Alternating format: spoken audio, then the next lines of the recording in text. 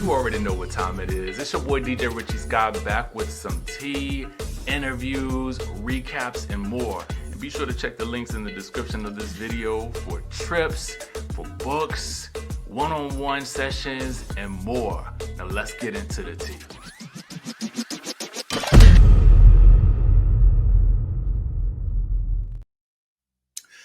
Skye Squad, y'all remember, was it not just last season that Martell was commenting on how good Latisha was looking? Was that last season? I mean, that feels like a lifetime ago compared to where we are today, okay? And where are we today? Well, in case you missed it, let me catch you up. Latisha, after the chaotic episode where Marceau and Martell confronted each other in a wild, hectic, chaotic showdown at Destiny's Field Day event, then Latisha hopped on Carlos King's Reality with the King podcast and confirmed the Revenge P allegations. And then she went on to allege that the streets had apparently back in the day talked about Martell and other men. Okay. Now, again, we must all mention that this commentary is alleged.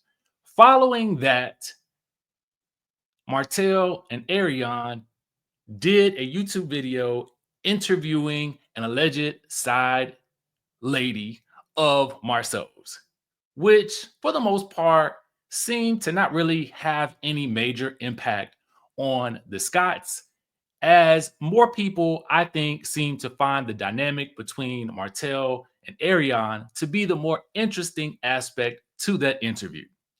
Now that we are caught up, we've watched the episode and we've recapped the most recent episode, and now it's time for the online antics. All right. So, what exactly is happening? Huge shout out to our friends over at Reality Entertainment TV. Make sure you guys are following them. The link will be in the description. Make sure you hit the like button. Let me do that right now in my show of solidarity and just citing where I got the information from. Okay. So, Martell seemingly posted at Latisha M. Scott. Now is the perfect time to tell Marceau about my friend who had you in the back of the Buick. Is he the one that caused the scare after Marceau's vasectomy too? Hashtag shareable. Hashtag fact. Hashtag fishing trip. Now, the back of the Buick is some wild work there. Okay. And when was this alleged backseat of my Jeep? Okay, that sounds a little better. I don't know, something about back of the Buick is just like, and I don't have nothing against Buicks. I don't, but ain't it something a little sexy about backseat of my Jeep? Won't that a LL Cool J song? Anyway, I'm digressing. All right. Um, Which person is it? Because there are several faces that are covered here. So is that what we're supposed to be doing? The guessing game? Guess who? Who was it? Because some faces are not blurred out. One of those faces being, it looks like Marceau, but there are several other blocked out faces. So who is it that you are alleging? And is this the alleged thing from college? And if so, why is it relevant today? Okay, but there is more. Not to mention the shareable of it all. I mean, the other allegation also posted to Reality Entertainment TV. Make sure you guys, like I said, like, share, follow. Is this all right?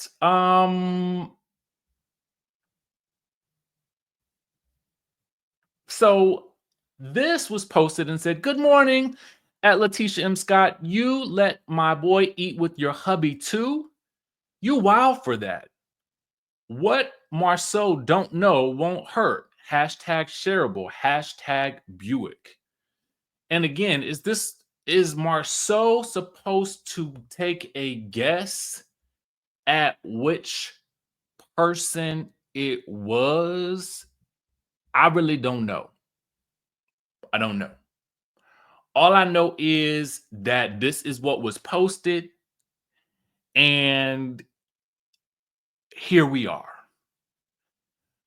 But I wonder if the true intent, because we can look at this as a social media post, which can or cannot be ignored, right? But we often know that what happens on social media also plays out on the show. And if the show is currently filming, which I don't know if they are or not, but it would seem like they're either probably about to or are currently, regardless, my wonder is if the actual intent or the master plan is to have this as a part of the discussion on the show, right? Because technically it could be ignored on social media, right? The Scots can just go on with their day. But typically, when something comes up on social media, it's a lot of times discussed on the show. So I'm wondering, is that the end goal for this particular what we see happening right now? Or is it just merely retaliation for what Latisha said on Carlos's live? Let me know what you guys think in the chatterization down below. I'm trying to make sense of it. Okay.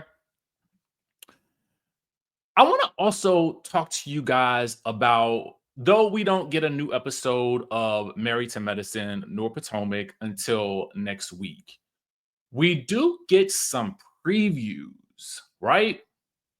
And we finally get something that I think that I have been wanting to see all season is the apology to Quad. Now, we know that on the show, Quad can be very dramatic in terms of, her, her hurts and stuff like that. I think that's just part of her nature, right? And I think Dr. Heavenly has also stated that before, that Quad can be quite dramatic in terms of her reactions to being hurt. And though I also feel like she is justified in the hurt of one being told to get on by Dr. Simone and the girls last season, with coming on the trip, because I just think that, again, it felt very icing out. And when we see that happen on these shows, it never plays out well for the people that are doing the icing. It never does, because the audience typically rallies around the person that's being iced out. And to me, Quad had not done anything so wicked to them, particularly Dr. Simone, for it to warrant them all kicking her to the curb in that way. It just didn't. And if the goal was to teach her a lesson, then that was also a very severe lesson, right? Because that's a lesson in, we don't want your friendship right now. We don't even want you on our show right now. So we don't want you to get paid right now, because they typically get paid per episode. So that's a severe, I mean, like, it's deeper to me than what people actually, well, a lot of you get it. A lot of people felt the same outrage that I sort of felt. And I try not to get emotionally invested, but it did seem kind of like, wow, I mean, y'all went there. Okay, y'all really went there on this show. But I mean, could the same be said for Mariah as well? I mean, I felt like with Mariah, it wasn't so formal as the way that that they did it on the show. With Mariah, it seemed to be more of a gradual, like, phasing out, right? And so I find it very interesting. I also find it very interesting, the sort of dynamics of how, when you really think about the Shawnee of it all, right? And I just use Shawnee as an example, right? Shawnee is an example of, a creator slash cast member. And whether or not she is, it's in Vanity now, like a Vanity title. I'm pretty sure Shawnee is getting some level of coin. I just feel it in my spirit. I'm sure it's not just vanity for her. But I wonder what makes the difference. What's the difference between Shawnee and Mariah? Either contractually, what happened behind the scenes, like because Shawnee is able to come in and out of Basketball Wives as she pleases, whereas it seemed as though Mariah was just phased out, and it just, and I don't want to say erased, but it just feels that way, right? And so many of us, I think, would welcome Mariah to come back because I think that her dynamic is needed on the show, though they have been able to manage successfully, right? In the time period between. And I know I'm diverging from the original point that I want to talk to you guys about. The original point that I really wanted to make is when you dive into this clip, and there are two parts to this clip. The ladies do apologize for what happened in Napa because after the confrontation between Dr. Heavenly and Dr. Contessa, and what we did not see was allegedly, according to Sweet Tea, a confrontation between Quad and Sweet Tea. We get this sit down conversation. Dr. Jackie and Dr. Heavenly make their way back to the table. Dr. Contessa, Toya, and Sweet Tea all ride off together and do their own scene. And you see the rest of the ladies, including Phaedra. So it's Dr. Heavenly, Dr. Simone, Dr. Jackie, and Quad. And you see Phaedra is sitting off to the side. And what I wanted to point out to you guys was Phaedra has very little empathy for Quad. And I need to go back and watch last season's reunion. And I need to go back and watch Quad on Fox Soul, as you guys have pointed out. Because there is an interesting dynamic at play, especially now when I think about what Quad was saying about Dr. Heavenly and Quad, I think, were saying about Phaedra being the person who was leading us, I guess maybe a second charge to get Quad off of the show after Quad called her.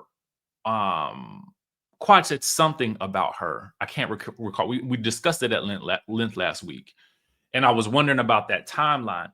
But as I'm looking at this on the show right now, and Quad said that there was a moment where they were headed out on this trip and she confronted Phaedra about trying to get her off of the show. And Phaedra apologized and said it was because of something that Quad said. Now, when I put that into context of this scene, there is a clear rift or distance emotionally that Phaedra has for Quad, as Quad is bawling and crying her eyes out about the ladies leaving her bleeding on the floor, not literally, but figuratively. And as you listen and you watch Phaedra and you listen to her in her confessional, Phaedra seems very unmoved by Quad's. I would say that Phaedra would describe it as theatrics, and she's like, I don't know what Quad wants from these ladies. Does she want them to give an organ or something? And she just seems, even her face as Quad is going through these emotions with the ladies, and Dr. Jackie is and this is spoiler. Dr. Jackie is praying and Lord help us, help. Really, it was funny because when you really listen to it, Dr. Jackie is saying, Lord, please help Quad let this thing go.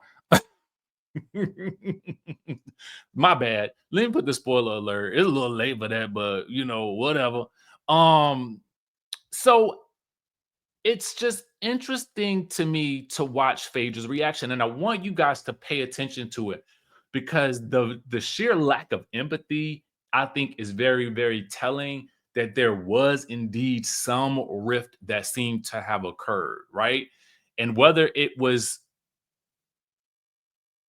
us, whether it was started when Quad learned that Phaedra did not want to ride with her or didn't want to sit with her on the plane as they were headed out on that cash trip. Remember y'all when that came out and Phaedra had switched her flight or something like that allegedly so that she wouldn't have to be on the same flight as Quad after she tried to bring everybody back together after the re-emergence or the resurrection of Quad. So I'm just putting the pieces together, and I wanted to see if y'all were following the same trail here. I think I definitely now I'm reanalyzing everything that Quad said about Phaedra leading that charge. Now, whether or not Phaedra did or not, I don't know. But what is clear is that you can definitely tell that Phaedra is fed up with Quad.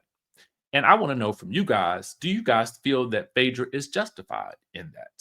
Or do you feel like you're more so on Quad's side and that Phaedra really was trying to get her removed? Just some interesting discussion.